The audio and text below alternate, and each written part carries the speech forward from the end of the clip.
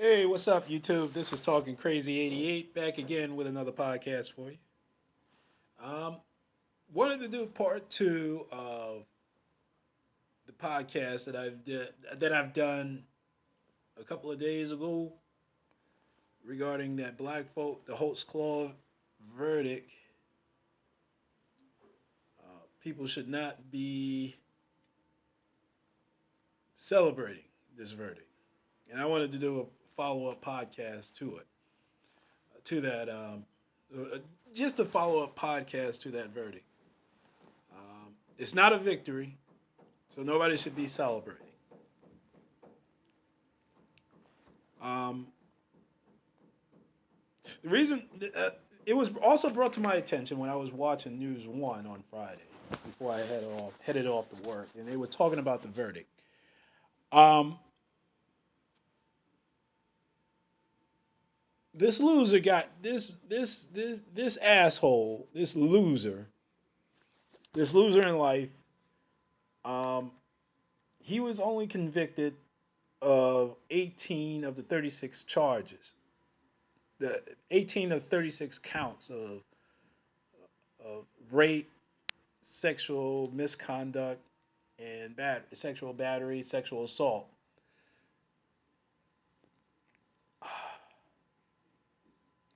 So that means five of the victims got justice.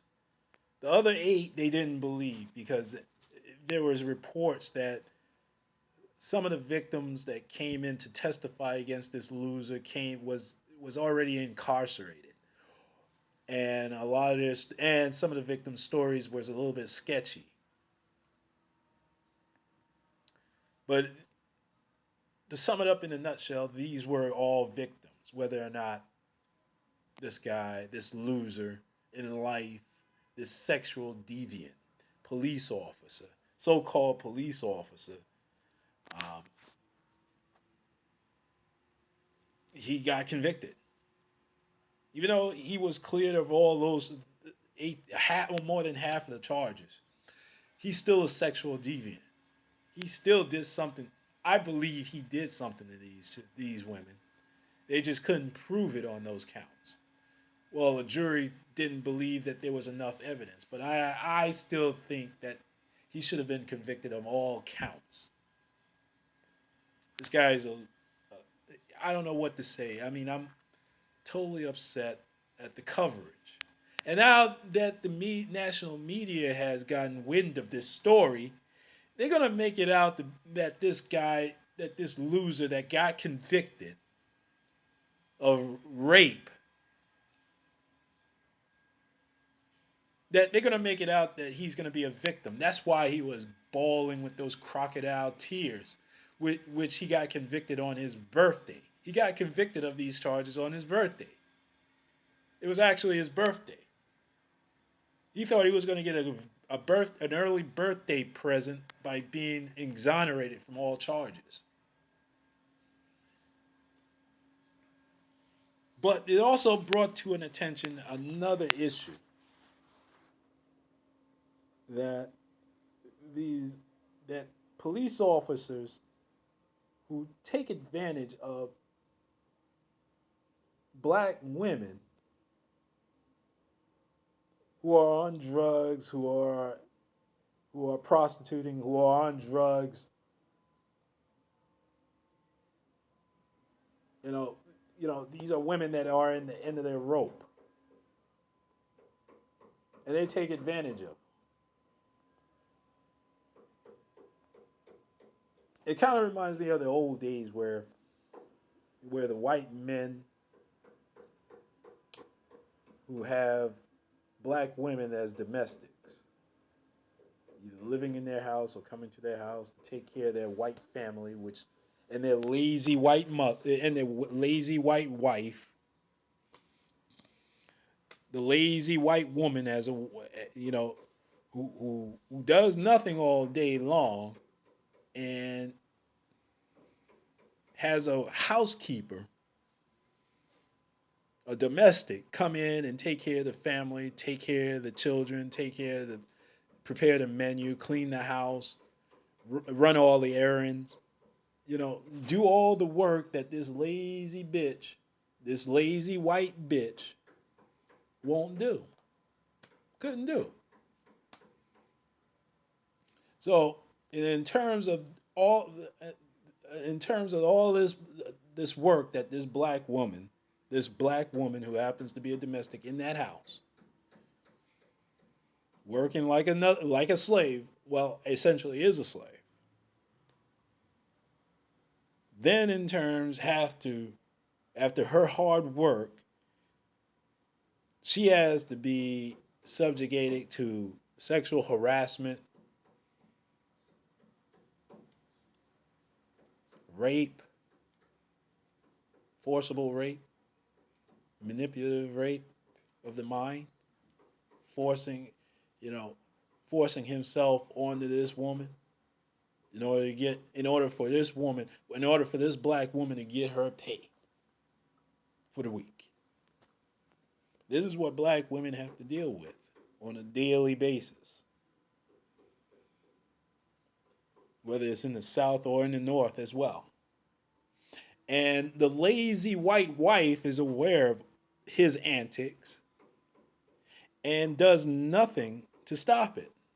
Does nothing to protect the black woman. So, see, you idiotic black women that like to run around in these feminist groups with the white women, joining hands with the white women. Rest assured, if they ask you to join their organization, they want something from you. They want something from you to create a divide between black men and black women. Because at the end of the day, there is no such thing as women's rights or feminism in white supremacy. Because when it comes down to it, they all sharing the same resources. They're all white. They have white power over non-white people, particularly black folks. It's not about white privilege, it's white power. That's what they have. That's what they have over black men and women in this country. See, white power did not save Daniel Holtzclaw because he was a fucking idiot. Yeah, he considered himself to be white, even though his mother is Korean, his father is white. But he still had white power. Not privilege, but power. They considered him a white guy, even though he was sort of like this sexual deviant like Elliot Rogers out in California, who was also a half white, half white, half Asian nigger that just ran around blaming black folks for the reason, black men in particular, is the reason why he can't find a white woman to date. You know, it's because white women don't find him attractive. So where do you go next if your own kind doesn't even find you attractive? You come down and start sewering with the black women. And knowing that black women are not protected is the least protected woman in America today. Because we have, as a black man, and throughout history, we haven't done a good job of protecting black women. But that wasn't even our fault because of what? White power. Yeah, I said it. Motherfucker, I said it. It's white power. White power in the South, where if you stand up to a white man, and there were a lot of black men that stood up against white power. A lot of them didn't pay for it with their lives. Some paid for standing up for themselves, standing up for their family with their lives. They paid for it. When those cowardly Klansmen came running up to their door, to their houses, burning crosses and burning down black people's houses, terrorizing them because we still live under white supremacy of today, where and white terrorism. It hasn't stopped. As a matter of fact, it still continues. White supremacy and white power still continues to as we speak. In any aspect, in every aspect of our lives, whether in employment, education, the justice system, the courts, anywhere you think of, you can't escape it. You can't escape white power and white supremacy. You can't you can't escape. You can't escape it in this country. It's never going to stop unless there's a fucking asteroid that comes out of the sky and lands on Earth, only eliminating white people. Okay? Because they're the problem. White people have always been the problem. And I'll say it. I'll say it in your face. I'll say it in your mama's face. I'll say it.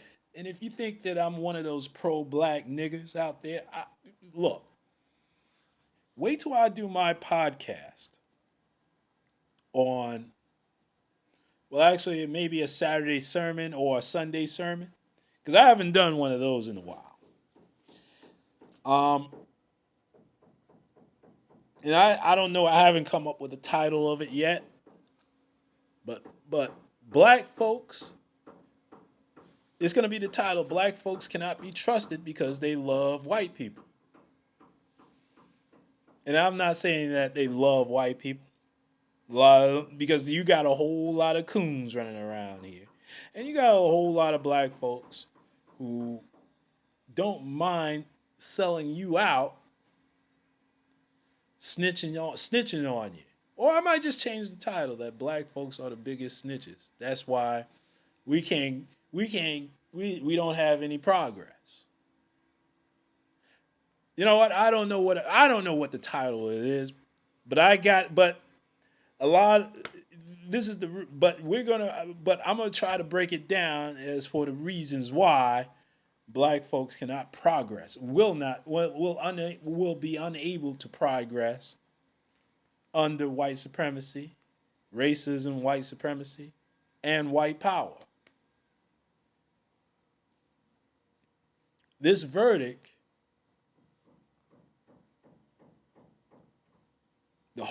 of Daniel Holtzclaw, it's not supposed to be looked at as a victory. If you really examine that verdict, examine the trial, and really use your third eye, you'll and understand the society that we live in. You understand that that was a verdict that they had to convict this asshole because he was such a fuck up and an idiot. And he's not entirely white. He's not a full-fledged white man. He may be accepted as being white. Jews are accepted as being white, but they're not entirely white. He's not entirely white. He's not a regular white guy.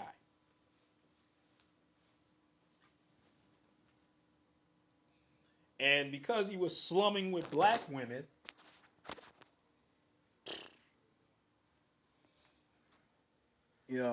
that came out. That came out that he was sewering himself with black women.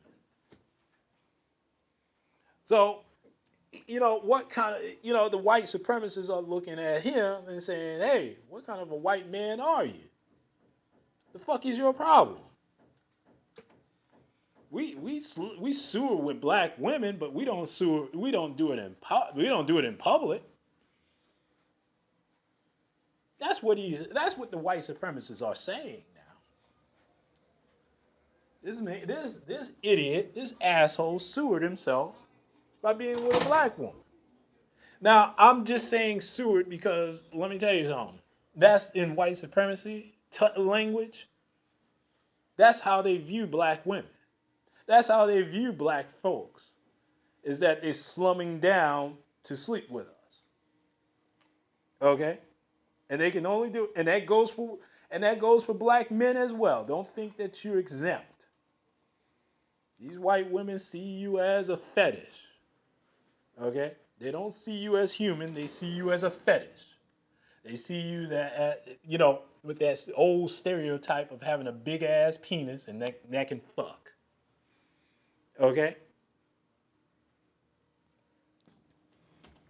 Okay? That's why you don't see a whole lot of rich white women, well-to-do white women, sleeping with some dusty ass nigga, marrying some dusty nigga in the bed. But we see a lot of black women doing that with dusty black niggas, the dusty coons, and the dusty white males. Okay? Who then get surprised when they leave you and start calling you a nigger bitch. That's what happened with Dr. Law, when a black woman tried to get enlist the assistance from Dr. Law, and she pretty much told her that, bitch, what the fuck do you think that was gonna happen? You think he's gonna stand up for you? What do you think was gonna happen when you married a white man? And to sum it up in a nutshell, that black woman married a pussified white man who chose white power and white supremacy over her, over his own black wife. You know what side of the bread is buttered. I know I said that phrase wrong, but fuck y'all. And fuck it. Not fuck y'all, but fuck it.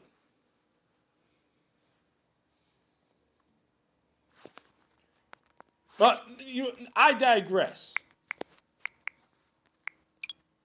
All I'm saying is that black folks, we're still under white supremacy. White people have the power, and this is not something that's celebratory. This is not a verdict that's going to change anything. It will bring attention to police officers abusing their power to abusing their power to satisfy some carnal lust, to rape a black woman, to take advantage of a black woman. Doesn't matter if she's a 57-year-old woman, grandmama, or a 17-year-old girl.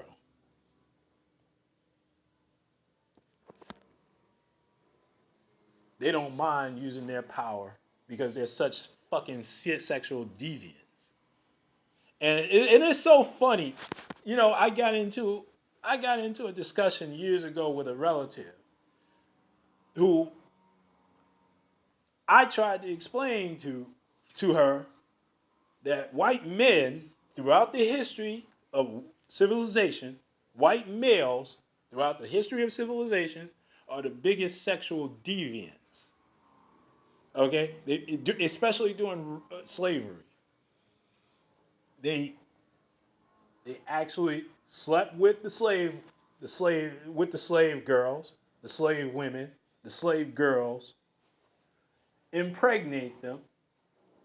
Okay, created half-breed mulattoes to be the buffers between the dark skinned slaves, which is the term the field nigger, and they became the house niggers, with little to no acknowledgement from the slave masters or the overseers, because the overseers also got a piece of that shit as well,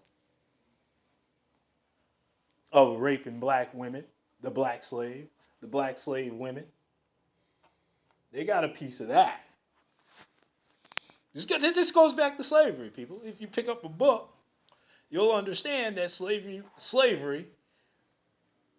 was not a pleasant period for black folks. From the 1600s all the way up to the 1900s was not pleasant for black folks. It still isn't. But under chattel slavery, it wasn't a pleasant experience.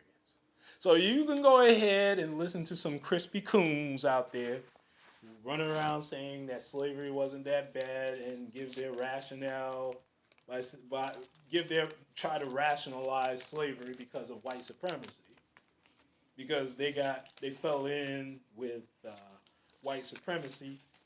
They made their money off of some white supremacists, and they felt compelled to go ahead and make stupid remarks, uneducated remarks, make uneducated conclusions and assessments, which obviously you haven't picked up a book.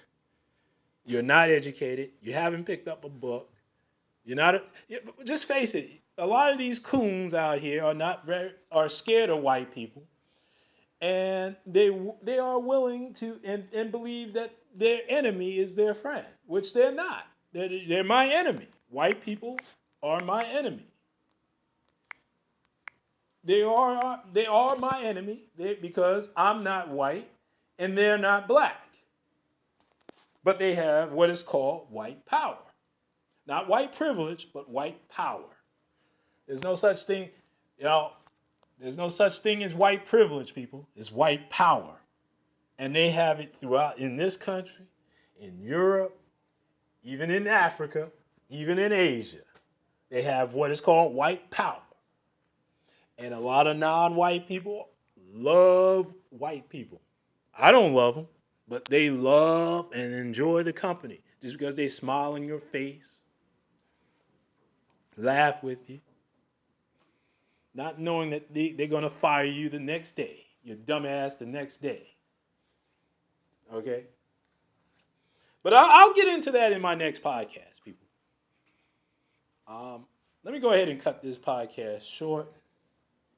But just to finish up what I was saying about the slavery, about the women that are being treated in slavery, it's no different that the black women back then are still subjugated to some white man being sexual as a sexual fetish, as a sexual tool. Except at that during that time they had power over a black woman. A white man had power over a black woman's body. And there's nothing that anybody can say about it, not even the white woman, not even the black man, to protect the black woman from these savages, from these violent savages. Because that's what white people are. Violent, lying, soulless savages. Okay? They're a vacant group of people that should not be trusted. And I don't give a fuck if I lose subscribers. Y'all need to get off my subscription. Y'all need to unsubscribe right now, but because fuck y'all,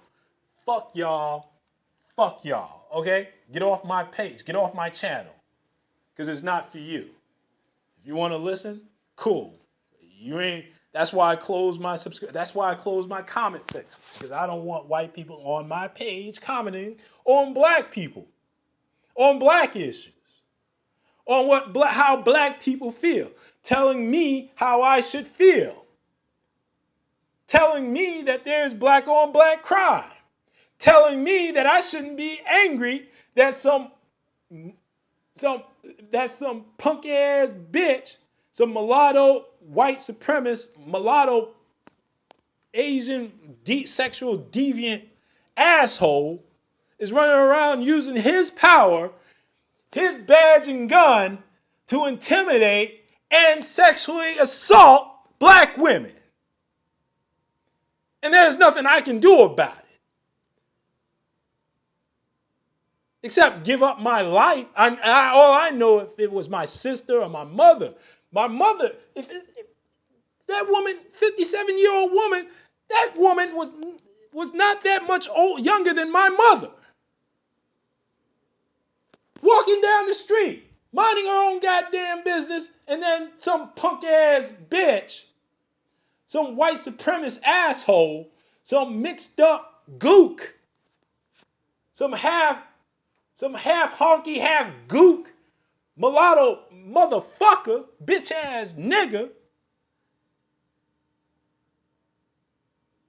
God, force her to suck his dick.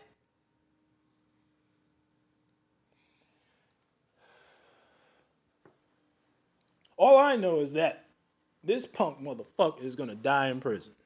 He might commit suicide. Because that's what white people do when they get caught up in their bullshit. When they have nothing else to lose. When they have nothing else to lose, they turn to suicide. That's what white people do.